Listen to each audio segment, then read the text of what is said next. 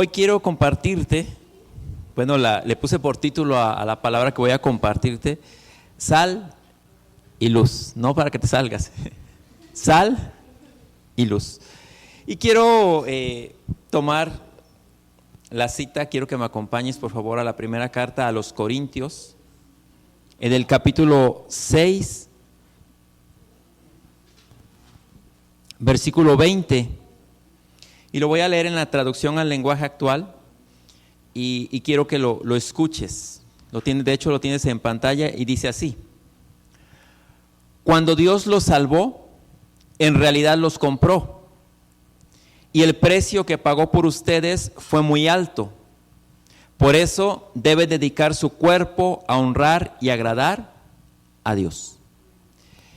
Esta porción de la Escritura, lo primero que está hablando, y creo que muchos de nosotros nos identificamos, con lo primero que nos identificamos es con la salvación de Dios, con lo que Dios ha hecho por nosotros.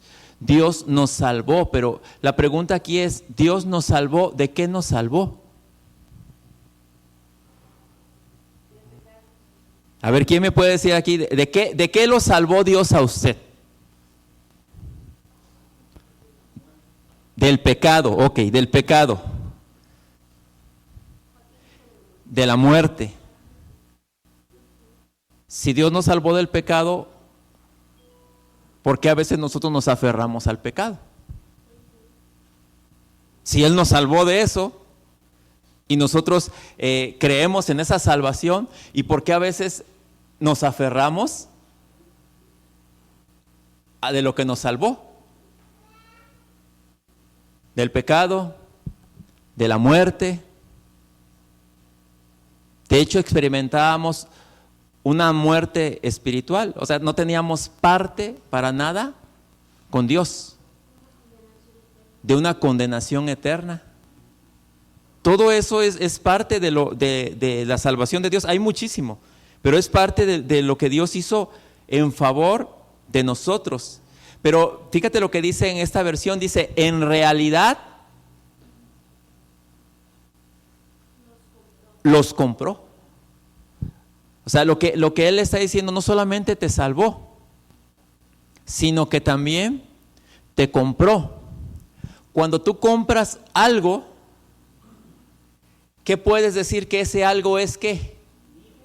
Es tuyo. Entonces, Dios dice, si yo los compré, ellos son míos. Le pertenecemos a Él. O sea, tú le perteneces a Él. Y cuando tú le perteneces a Él, te debes a quien tú le perteneces.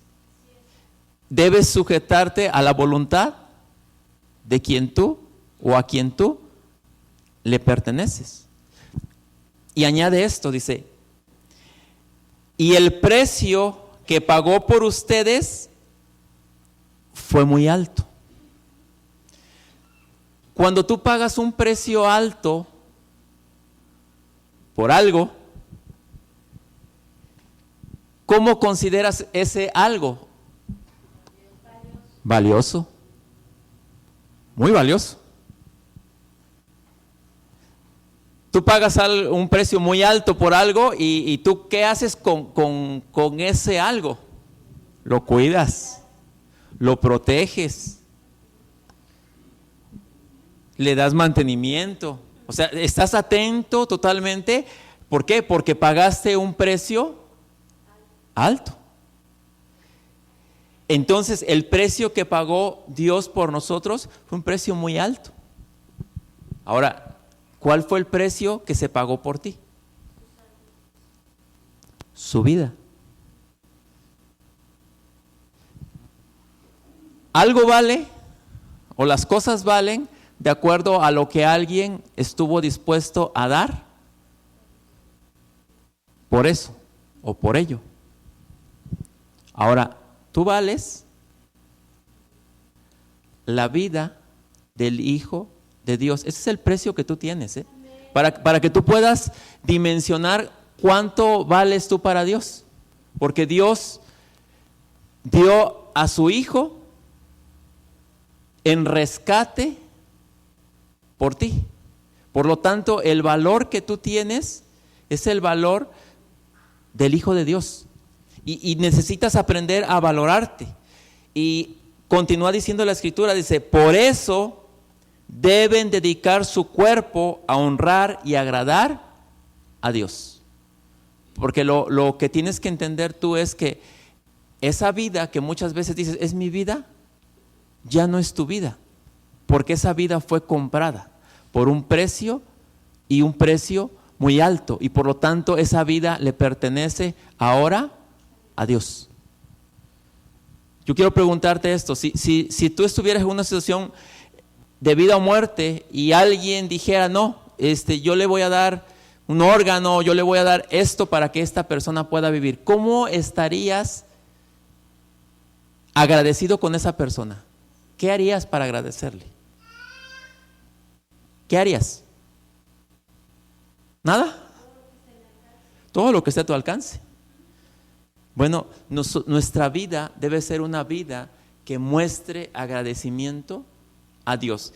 Y lo menos que podemos hacer es dedicar nuestro cuerpo, nuestra vida a honrar y agradar a Dios. Eso es lo mínimo que nosotros podemos hacer. Es lo mínimo.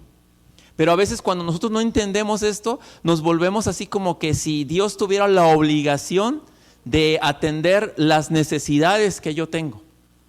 Pero lo que nosotros tenemos que entender es que cuando nosotros empezamos a vivir una vida que honre y agrade a Dios, todo eso está dentro del presupuesto que Dios tiene para nuestra vida. Por eso nosotros tenemos que conocerle a Él para darlo a conocer a Él. Tú no puedes mostrar a alguien que tú no conoces.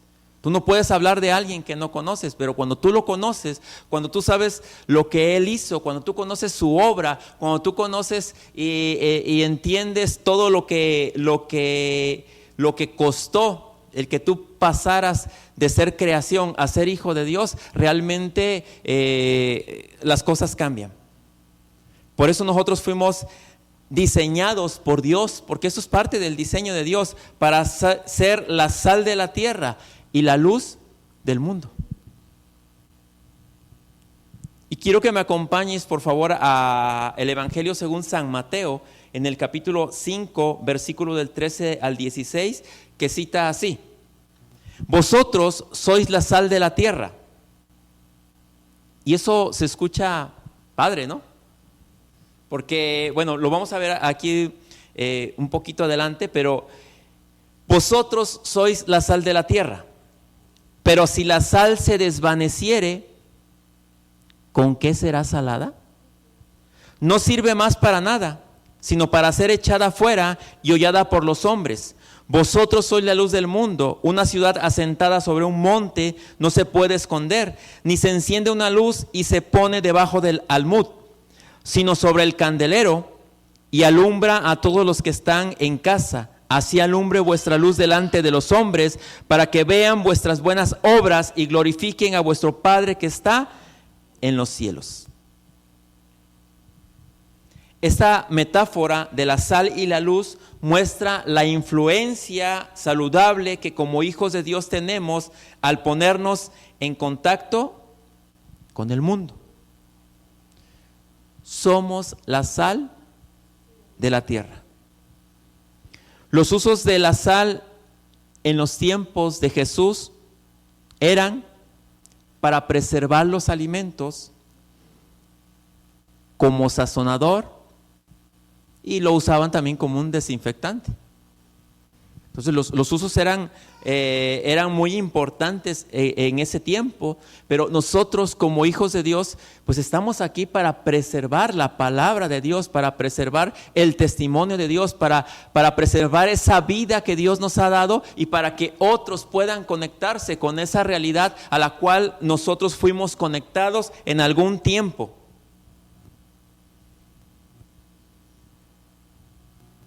En esta tierra, cada hijo de Dios está como una extensión de Dios mismo o representante de su reino.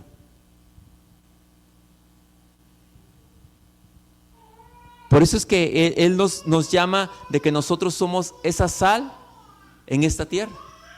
Yo sé que aún en estos tiempos, ¿a quién le gusta comer totalmente sin sal? ¿Por qué no comen sin sal? Porque no sabe, ¿verdad? Sabes que cuando tú ves el mundo busca lo que tú ya tienes. Y muchas veces nosotros no le damos al mundo lo que el mundo necesita, ¿sí? Llegamos a hacernos como el mundo es. Por eso es que nosotros tenemos que entender que nosotros, como hijos de Dios, no tenemos dobles vidas. Nuestra vida es espiritual. Tenemos una vida espiritual y nuestra vida espiritual es en todo tiempo. No tenemos una vida con los de afuera y una vida con los de adentro, sino que nuestra vida es una vida que fue diseñada por Dios para mostrar la grandeza de Él. Fíjate lo que dice la Escritura, lo que Él ha hecho por nosotros, o lo que Él nos hizo a nosotros. Apocalipsis 5:10 cita de la siguiente manera: y nos has hecho para nuestro Dios reyes y sacerdotes, y reinaremos sobre la tierra. Eso es algo muy importante. Usted fue hecho por Dios rey y sacerdote. La parte sacerdotal es la que mantiene y se encarga de esa comunión que tenemos nosotros con Dios. Porque si tú recuerdas en el antiguo pacto, las sombras, ¿qué era lo que hacía? ¿Cuál era la función del sacerdote? Servir a Dios, ministrar la presencia de Dios, estar al pendiente de todas las necesidades que había en el lugar de adoración a Dios. Por eso tú eres un adorador continuamente. Tú adoras a Dios con todo lo que tú estás haciendo, porque tú estás en una comunión permanente con Dios. Tú no te desconectas de Dios. Tú tienes una comunión con Dios. La gente que tiene una mentalidad de templo es que dice: voy al templo a buscar a Dios y adorar a Dios. Pero nosotros no tenemos una mentalidad de templo. Nosotros somos la habitación de Dios. Dios habita en nosotros, y eso lo que hace es que nosotros tengamos una comunión permanente con Dios. Así es que en el lugar donde tú estás, tú puedes servir a Dios, y tú sirves a Dios todo el tiempo y no pierdes esa comunicación con Dios. No puedes perder esa comunicación con Dios. Podrás ignorarlo, pero tú no tienes pérdida de comunicación con Dios, porque tienes una comunión con Dios. Pero la parte de reyes, ¿verdad? Porque también somos reyes. Cuando alguien decía que el sacerdote posiciona al rey. Si tú recuerdas, en el antiguo pacto, los reyes, todos los reyes siempre dependían de la dirección de Dios a través de un profeta. El profeta, el rey consultaba a Dios a través del profeta, y el profeta le decía al rey lo que Dios estaba diciendo. En algunas ocasiones, cuando iban a pelear alguna batalla, el rey le preguntaba al profeta: ¿qué dice Dios si vamos a esta batalla? Y Dios le decía que no vaya o vayan, porque tienen la victoria asegurada. Nosotros no necesitamos de intermediarios. Usted no necesita venir con el pastor para que el pastor le pregunte a Dios, ¿verdad? Y Dios le conteste al pastor y el pastor le conteste a usted. Usted, como hijo de Dios, fue diseñado rey y sacerdote. Por lo tanto, usted puede directamente hablar con Dios, porque usted tiene comunión con Dios. En este nuevo pacto, los hijos de Dios estamos totalmente comunicados con Dios, y no necesitamos de intercesores, no necesitamos de intermediarios, sino que tenemos comunión con Dios. Nos reunimos para estudiar, para conocer, para entender la palabra de Dios, para alabar a Dios como cuerpo de Cristo, pero realmente Dios nos habla a cada uno de nosotros. Así es, amén. Te decía que la parte de reyes es la obediencia al Espíritu de Dios, porque el rey ejercía o ejerce la voluntad de Dios, gobierna de acuerdo a la voluntad de Dios. Ahora, nuestra manera de gobernar como reyes es hacerlo conforme a la voluntad de Dios. No conforme a tus emociones o conforme a tus criterios, ¿verdad? Porque a veces todavía nosotros queremos operar conforme a nuestros propios criterios y ya no es así. Sino es conforme a la voluntad de Dios.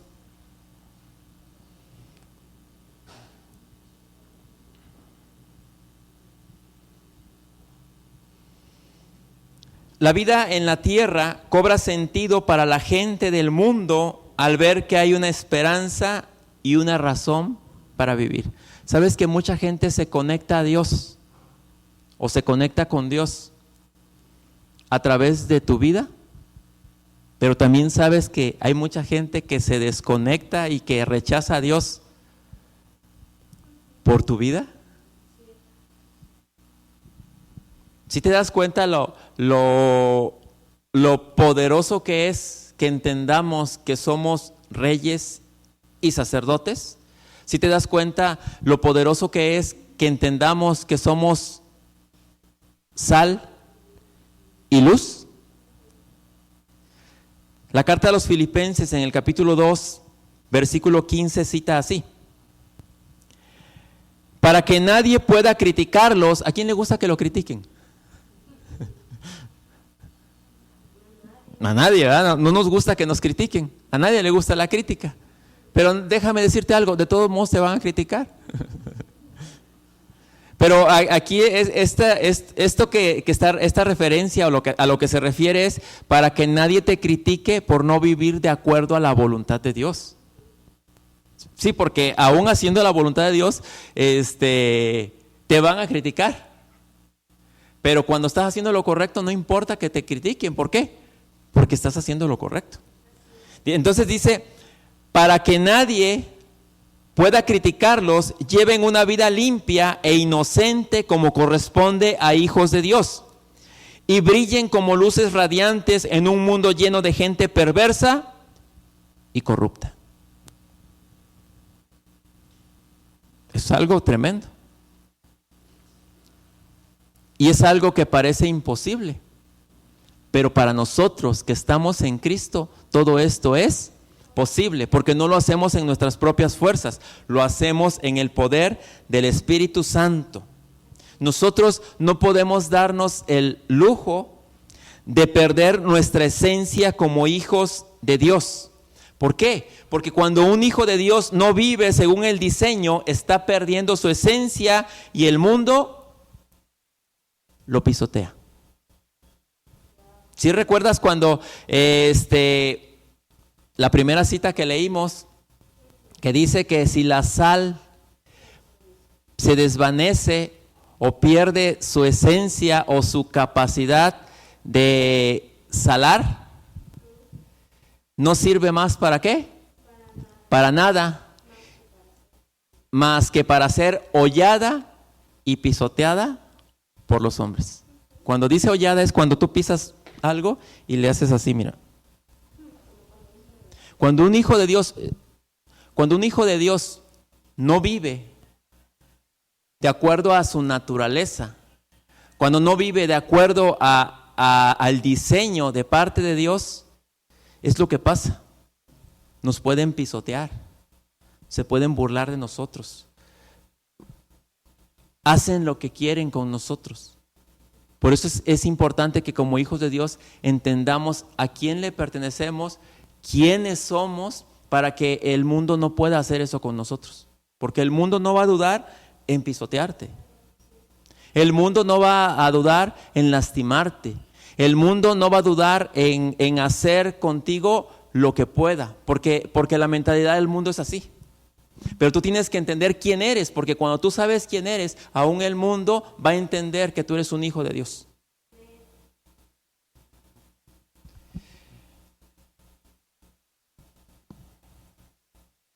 Necesitamos entender eso.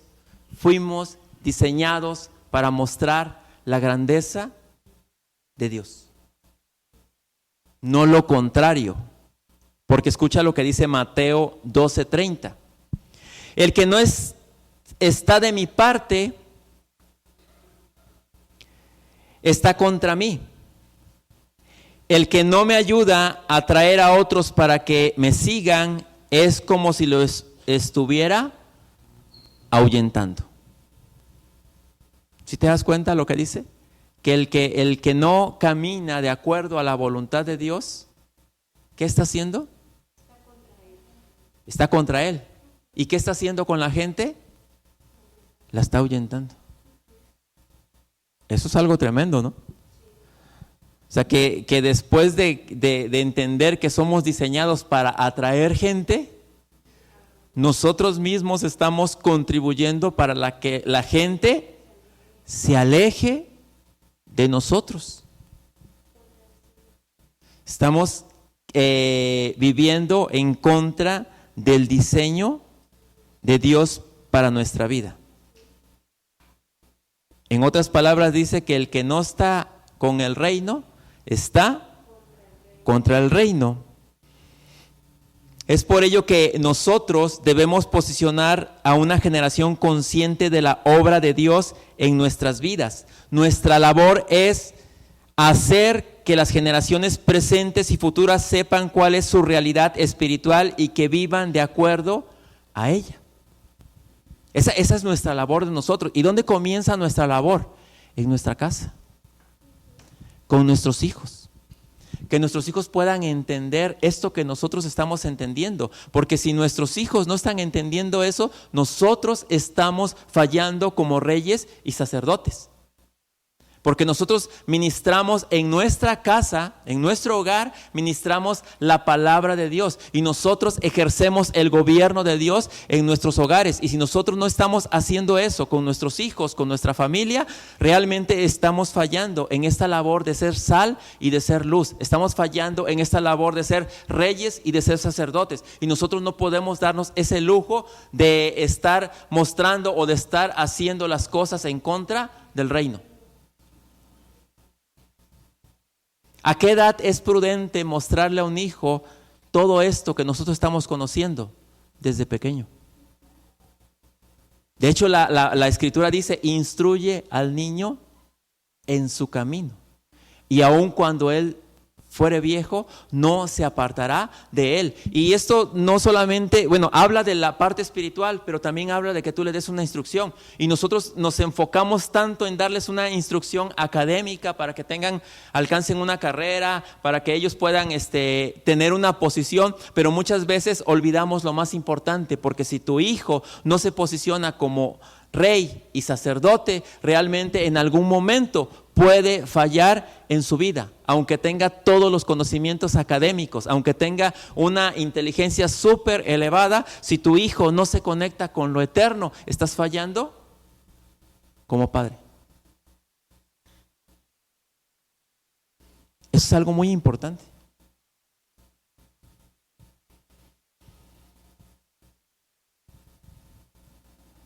Nosotros debemos de posicionar una generación que pueda operar en las riquezas de la gracia de Dios.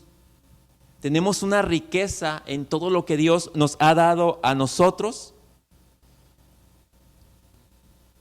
que nuestros hijos y que aquellos a los cuales nosotros les compartimos comprendan que tienen un origen divino, que tienen un origen celestial, que están conectados a lo eterno. Nuestra participación con lo divino es para tener una expresión celestial en esta tierra.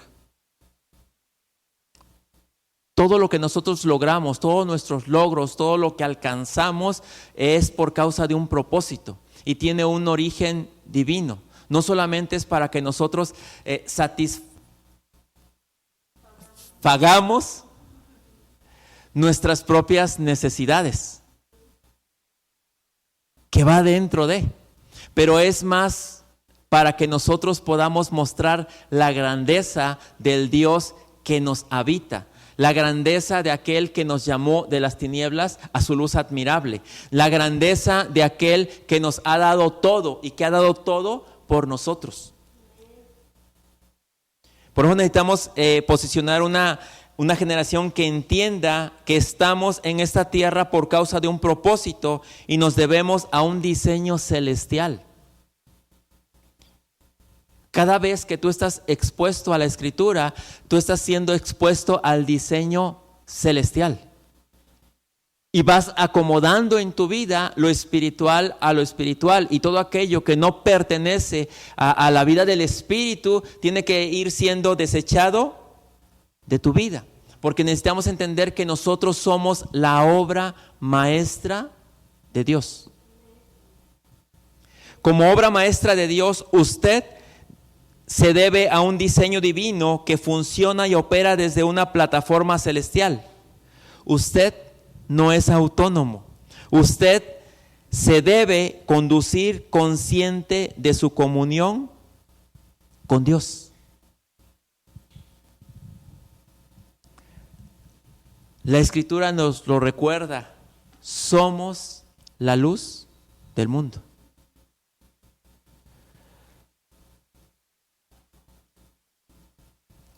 Cuando la luz llega a nuestra vida, no se puede esconder porque la luz brilla por sí misma.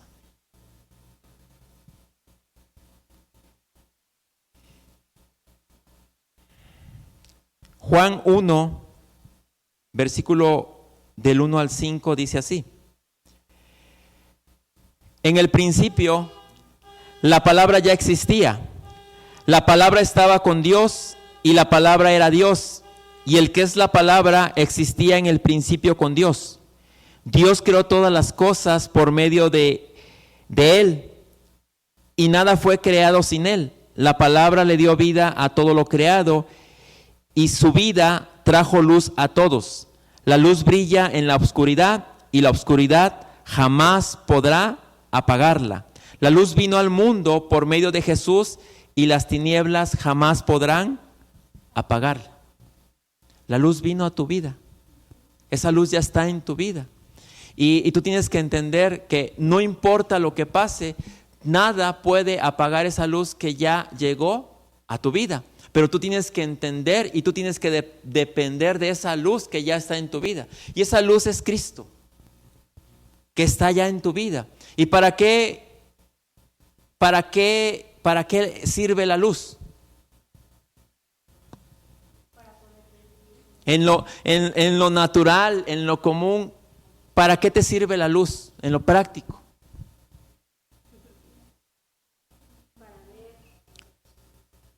En la noche, ¿para qué te sirve la luz? Para ver, para poder ver. Ahora, en el día no te digo, ¿verdad? Pero tapamos un ratito al sol y vamos a estar en las mismas. La luz. Sí, el sol nos proporciona la luz. De hecho, fíjate que la Escritura dice que Cristo es el sol de justicia. ¿Sí? Él es la luz del mundo. Y nosotros somos la luz del mundo. Entonces, si la luz nos sirve para ver, pero también la Escritura dice que tú eres luz, tú tienes que llevar a otros a que puedan ver lo que tú ya viste, para que asimismo esa luz pueda brillar en otras personas. Juan 8:12 cita así: Jesús habló una vez más al pueblo y dijo: yo soy la luz del mundo. Si ustedes me siguen, no tendrán que andar en la oscuridad, porque tendrán la luz que lleva a la vida. En Cristo nosotros tenemos la luz que lleva a la vida. Quiere decir que en Cristo nosotros podemos ver el camino, el diseño que nos lleva a la vida, que nos lleva a experimentar la verdadera vida, que nos lleva a experimentar la grandeza de Dios, que nos lleva a experimentar aquello para lo cual nosotros fuimos tomados por Dios, que nos lleva a poder cumplir el propósito eterno de Dios, que nos lleva a poder exaltar a Dios en todo lo que nosotros hacemos. Esta declaración de Jesús nos confirma que ahora tenemos la luz que proviene de Él y nos lleva a experimentar la verdadera vida, no solamente a estar existiendo. ¿Sabes que hay gente que solamente existe? Está aquí, ¿sí?, sin propósito. Solamente existe. O gente que solamente está sobreviviendo. Pero nosotros fuimos diseñados para experimentar la vida de Dios, para mostrar la vida de Dios. La vida o la luz ha sido puesta en nosotros para que brille delante de los hombres y nosotros no podemos esconderla. Ahora, ¿cómo hacemos? ¿Cómo brillamos delante de los hombres? ¿Cómo es que brillamos?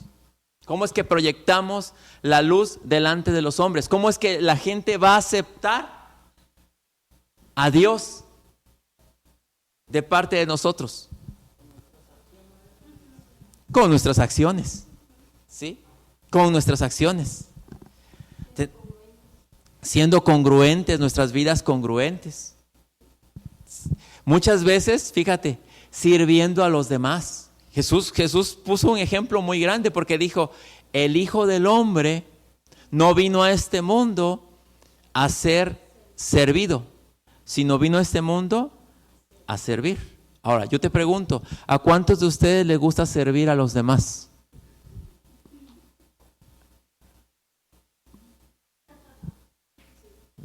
Esa es la pregunta, porque eso es algo muy importante. ¿Te gusta servir a los demás? ¿Sí? Porque tenemos que entender eso, para que eso es real, para que la luz brille, nosotros tenemos que aprender a servir a los demás. Cuando tú tienes una identidad correcta como hijo de Dios, a ti no te interesa a quién estás sirviendo. Cuando tú no has entendido, no has comprendido la capacidad que tú tienes en Cristo, quién eres en Cristo, a lo que has sido llamado en Cristo, cuando sirves a otro que tú consideras que está en un nivel más bajo que tú, sientes que te estás sobajando. Pero servir a los demás, a nosotros como hijos de Dios, nos hace grandes. Fíjate lo que dice Mateo 5:16. De la misma manera, dejen que sus buenas acciones brillen a la vista de todos, para que todos alaben a su Padre Celestial. Sirve a los demás. Hay gente que sí sirve a los demás, ¿verdad? Pero dice, lo sirvo porque me va a dar hueso. O tiene hueso, ¿verdad? Ahí sí, dice, no, sí, ahí anda. Pero no, o sea, realmente el servir a los demás es servirlos sin un interés propio. Servirlos para que ellos puedan conectarse con lo eterno, con lo celestial, con lo verdadero. Para eso es que nosotros servimos a los demás. Si tú dices, no, pues yo le voy a servir porque me conviene, entonces no estás cumpliendo la obra, porque estás sirviendo por un beneficio propio. Dios nos va llevando a niveles más altos. Cuando nosotros comenzamos a operar de acuerdo a su voluntad, a servir a los demás, a caminar en su obra, Dios nos va llevando de menos a más. Proverbios 4:18 cita así: mas la senda de los justos es como la luz de la aurora, que va en aumento hasta que el día es perfecto. La aurora no es la señora que vende tacos allá, La aurora es el amanecer. Y dice que la senda de los justos, ¿cuántos justos hay aquí? Ahora, la senda es el camino. El camino de los justos es como la luz del amanecer que va en aumento hasta que el día es perfecto. A mediodía, ¿cómo está la luz? En todo su esplendor. Así es la vida de los hijos de Dios. Desde el momento que Cristo llegó a su vida, ya está amaneciendo. Ya te amaneció. Ya comenzó tu día. Pero no te vas a quedar así. Dile que está a tu lado, no te vas a quedar así. Si está durmiendo, despiértalo, dile, no te vas a quedar así. Ya desperté como a 6. Nada, no es cierto. No te vas a quedar así. Dice que la senda de los justos o el camino de los justos es como la luz de la aurora, que va en aumento. Esto va en aumento. Esto en tu vida va en aumento. La manifestación de Cristo va en aumento. ¿Por qué? Porque Cristo se está formando en tu vida y por lo tanto no te puedes quedar al mismo nivel. Déjame decirte algo, tú no puedes ser la misma persona, dentro de 8 días tú no puedes ser la misma persona de la que eres hoy. Si tú eres la misma persona que eres hoy, realmente estás fallando porque no estás permitiéndole a Dios que Él haga la obra en ti. Porque a diferencia de Dios, Él es eterno y tú participas de lo eterno. Pero tienes una función temporal aquí en la tierra. Y esa función no va a pasar más de 100 años. Por lo tanto, esto urge, dile que está a tu lado, esto urge. O sea, realmente esto urge. Urge que haya una expresión de Cristo en tu vida. O sea, no podemos darnos así como que el lujo, porque aunque somos eternos, participamos de lo eterno, pero tenemos una función temporal en esta tierra que urge. Porque el tiempo pasa. El tiempo está pasando. Y nosotros necesitamos cumplir aquello para lo cual nosotros fuimos traídos a esta tierra. Y fíjate lo que en la escritura, dentro de las bienaventuranzas, yo sé que sí conocen las bienaventuranzas, ¿verdad? ¿Sí? Las bienaventuranzas plasman el carácter de los hijos de Dios. Y quiero que me acompañen a la escritura en el Evangelio según San Mateo, capítulo 5, versículo del 2 al 11, que cita de la siguiente manera. Abriendo su boca, les enseñaba diciendo: bienaventurados los pobres en espíritu, porque de ellos es el reino de los cielos. Ahora, ¿quiénes eran y quiénes son los pobres en espíritu? Los pobres en espíritu éramos nosotros. Pero ¿todavía hay pobres en espíritu? ¿Sí o no? Aquí adentro yo aseguro que no. Yo aseguro que no.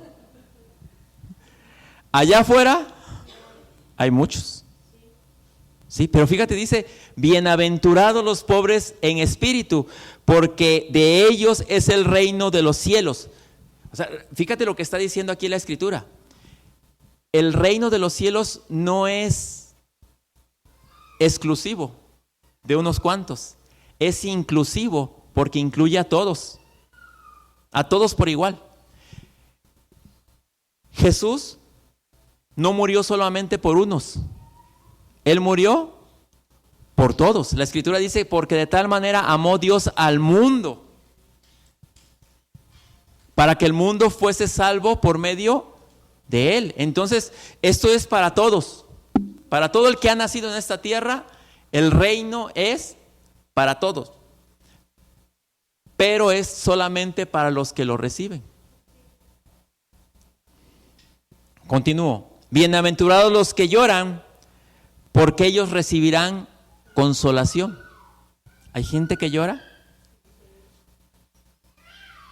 Y dice que ellos recibirán consolación.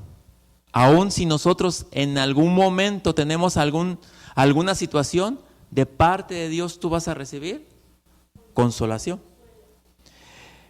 Bienaventurados los que lloran, porque ellos recibirán consolación. Bienaventurados los mansos, porque ellos recibirán la tierra por heredad. Yo sé que esa palabra no nos gusta, pero la palabra manso viene de mansedumbre. Y muchas veces nosotros necesitamos experimentar un poco de mansedumbre en nuestra vida, en nuestras palabras, en nuestras acciones, en nuestras reacciones. Hay gente que tantito le dice algo y luego te respinga, ¿verdad? O sea, tranquilo.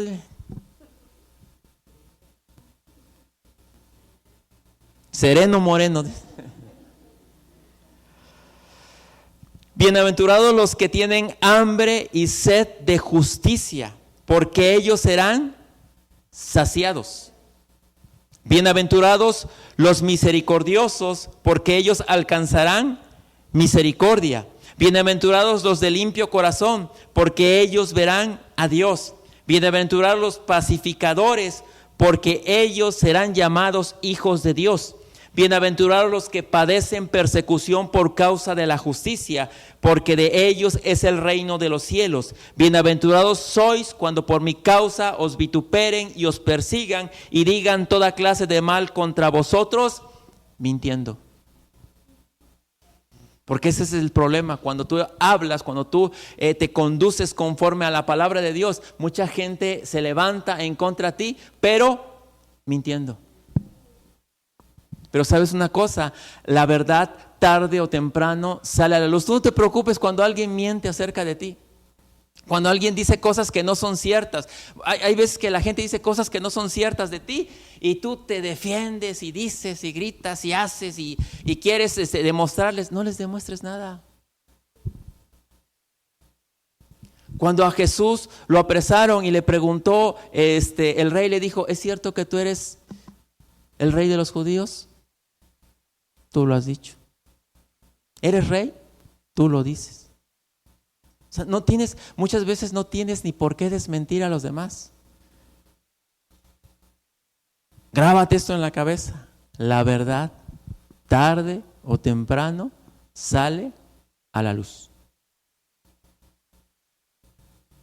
Las bienaventuranzas plasman el carácter de los hijos de Dios, el carácter que está siendo moldeado.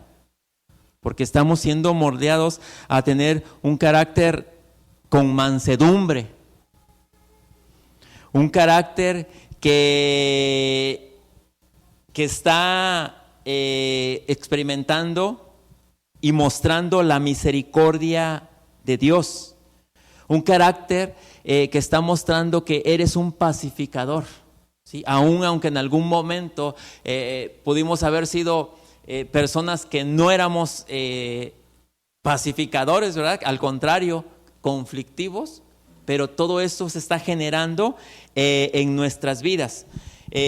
Y realmente persecución pues la vamos a tener. Hay gente a la cual no le parece lo que estás haciendo. Hay gente que por el hecho de que dice, ya te cambiaste de religión, va a estar como cuchillito de palo. O sea, va a estar muele y muele y muele contigo, pero tú no te preocupes. No te preocupes de eso. Hay gente que se va a burlar de ti, no importa. Tú sabes y tú conoces quién eres. Y tu vida está dando testimonio, o tu vida debe dar testimonio de lo que tú conoces. Porque aunque la gente te diga, te cambiaste de religión, nosotros no practicamos una religión. nosotros estamos experimentando la vida de aquel que nos llamó de las tinieblas a la luz. Nosotros estamos viviendo conforme al diseño de Dios. Nosotros nos estamos perfeccionando en Cristo. En nosotros está formando Cristo. En nosotros Cristo como vida está teniendo una expresión. Y nosotros somos los que debemos de permitirle a Él, con todo nuestro ser, que Él haga en nosotros lo que tenga que hacer.